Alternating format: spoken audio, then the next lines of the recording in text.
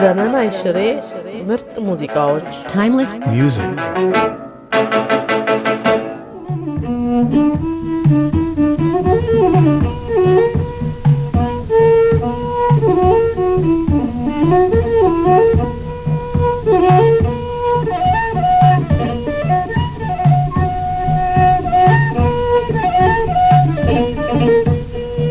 ለምን ቴፑን አጠፋሽው? አንተ ለምን ሬዲዮን አጠፋ?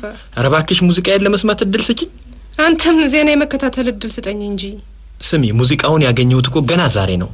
ሙዚቃው መቆየት ይችላል፣ ዜናው ግን አንድ ካለፈ ሁለተኛ አይገኝም። ይህ ኑሮ አይደለም፣ መጠበስ መብገን ነው። እስቲ ለምን ዜና እንዳልሰማ እንዳደናቀፍከኝ አስረዳኝ። እስቲ አንቺ ደግሞ ሙዚቃን እንዳልሰማ እንደከለከልሽኝ ንገሪኝ። ይህ መናኛ ጥያቄ ነው። ሙዚቃን ምን ጊዜም ቢሆን መስማት ይቻላል። የሬዲዮ ፕሮግራም ግን አንድ ካለፈ አለፈ፣ የፈሰሰ ውሃ ማለት ነው። ነገሩ የሬዲዮ የቴፕና የሙዚቃ መጫወቻ ጉዳይ አይደለም። ነገሩ ጠቅላላ ኑሮአችንን የሚመለከት ነው። በዚህ አይነት ኑሮአችንን መግፋት ይከብዳል። በሬዲዮ ምክንያት ነው? በሱና በሌሎችም ምክንያት። ምን ለማለት ነው? እኔም ለው ምንም ለማለት አይደለም። በቃ ተይው። ይህን ነገር እዚህ ላይ እንዝጋው። ለምሳ ምን አለሽ? አንቺ በልተሻል እንዴ? አዎ፣ እንደተለመደው ለምሳ ትዘገያለህ ብዬ በላሁ። ምን ማለት ነው? እንደተለመደው ትዘገያለህ ብዬ በላሁ? ሰው ሁሉ ጊዜ ይዘገያል እንዴ? ቶሎ እመጣለሁ አትልም ነበር ታዲያ? በስንት ሰዓት ትመጣለህ ብለህ አትጠይቅኝም ነበር? አንተ ሲጠይቁ ግስላት ሆነና ጭቅጭቅ ትጀምራለህ።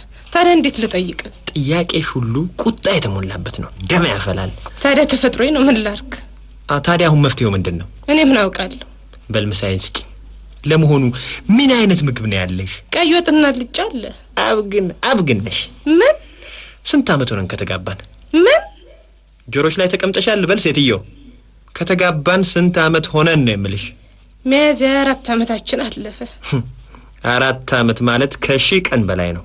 በየቀኑ ሶስት ጊዜ ቀይ ወጥና አልጫ በየቀኑ እንዳትሰሪ ነግሬሻለሁ። ከሚሊዮን በላይ አስጠንቅቄሻለሁ። አንቺ ግን አሁንም ቀይና አልጫ በየቀኑ ትሰሪያለሽ፣ ቆሽቴን ለማሳረር።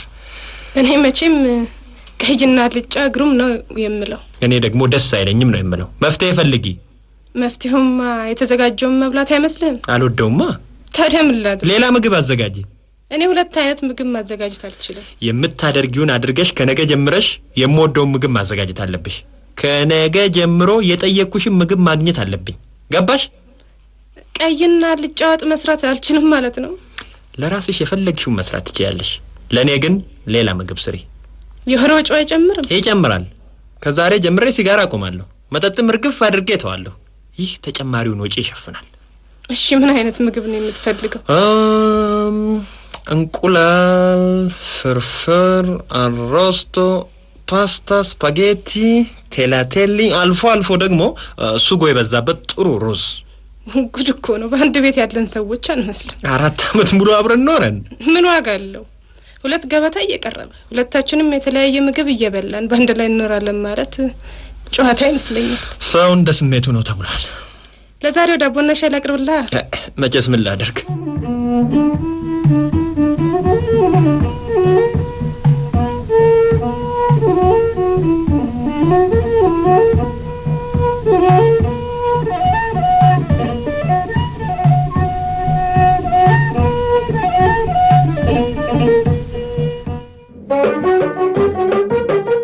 ዘመን አይሽሬ ምርጥ ሙዚቃዎች Timeless music. የዛሬ ጋዜጣ ምን ያወራል? ለምን መልስ አትሰጠኝም? ወሬ ትሰሚ ወይንስ ምግብ ታመጪ? ዋናውን ዜና ንገረኝና ምግቡን አመጣለሁ። አንበቤስ ጨርስ ታነቢያለሽ? እቅጩን ልንገርህ፣ ጋዜጣውን አላነብም። ለምን? ጋዜጣውን ሙጭጭ ብለህ ትይዘዋለህ፣ አልጋ ላይ እንኳን ሳይቀር ታነባለህ። እኔ መቼ ነው ታዲያ የማነበው? ታዲያ ምን ይሁን የምትይው? ለምን መስሪያ ቤት አንብባ አትመጣም? ምን ቢሮ ውስጥ? አዎ ቢሮ ውስጥ። ቢሮ የተመደብኩበትን የመንግስት ስራ የምሰራበት እንጂ የጋዜጣ ማንበቢያ ቤተ መጻሕፍት አይደለም። አቅፈህ ፎቶግራፍ ተነሳ። አፍሽን አርሚ ሴትዮ። አፌን በዳቦቴ። ግን እኮ ያንን ሶፋ መቀየር አለበት። ምን አጠፋ? ቢጫ ቀለም ያለው አልወድም። እሱን ከለር እኔ ደግሞ እንደ ነፍሴ ወደዋለሁ። አንተ የራስን ፍላጎት ብቻ ማርካት ትወዳለህ፣ የሰውን ፍላጎት ትረግጣለህ። አሁን በዚህ ጉዳይ ላይ መነዛነዙን እንቶ ሌላ ታዲያ ምን ቀረ? እኔም በጣም ያስቸገረኝ የቁም ሳጥኑ ነገር ነው። ቁም ሳጥኑ ደግሞ ምን አረገ? ልብሶችሽ በጠበጡኝ። ምን አርገው? እንዴ ሽቶሽ ነው። ሽቶ ምን አረገ? ልብሴ ላይ እየተጋባ ሽታው አገረረበሽ። የሽቶ ሽታ ያስደስታል እንጂ ምን ይረብሻል? በሱ የተነሳ መስሪያ ቤት በስም የመጣራት ትተው በቅጽል ስም ነው የሚጠሩኝ። ገባሽ? ምን እያሉ? አቶ ሽቶ እያሉ ነው። ታዲያ ምን ክፋት አለው? አለው እንጂ። እልቅ መላምጪ ሌላ ግዛ። ገንዘብ ኬት ይመጣል? እኔ ምን አውቃለሁ? ካጋም የተጠጋ ቁልቋል አሉ። እኔ እኮ ቀንም ማታም መስማማት አለመቻላችን ያስገርመኛል። እንዴት? ረቂቅ ሙዚቃ ጋደም ብዬ ካልሰማሁ እንቅልፍ አይዘኝም እያልክ ታሰቃየኛለህ።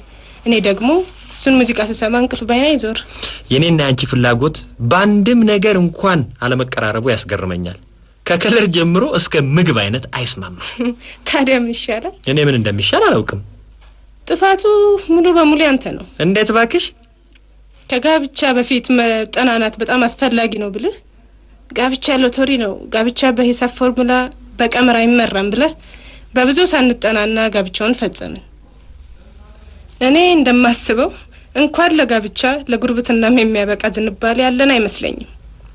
ሲሮጡ የታጠቁት ሲሮጡ ይፈታል የሚባለው አይነት ነገር ነው የሆነብኝ። ብስለት የሚመጣው ከሞት በኋላ ነው አሉ። እኔ ጋብቻውን ያፈጠንኩት ታመልጭኛለሽ ብዬ ነው። ከአቋምሽ አንስቶ እስከ ድምጽሽ ያለው ሁሉ በጣም ስቦኝ ነበር። እሱ ውጫዊ መለኪያ ነው። ወሳኙ ግን ልብ ለልብ መገናኘቱ በዝንባሌ መስማማቱ ነው። እሱማ ቀደም ቀር። አሁን እስቲ መላምጪ። እኔ የምለው ከኛ ስህተት ሌሎች ይማሩ። ጋብቻ ባወጣ ያወጣው ተብሎ ዘሎ የሚገባበት ነገር አለመሆኑን ይገንዘቡ። እኛም በበኩላችን የጋብቻ ጠበብቶችን እናማክር።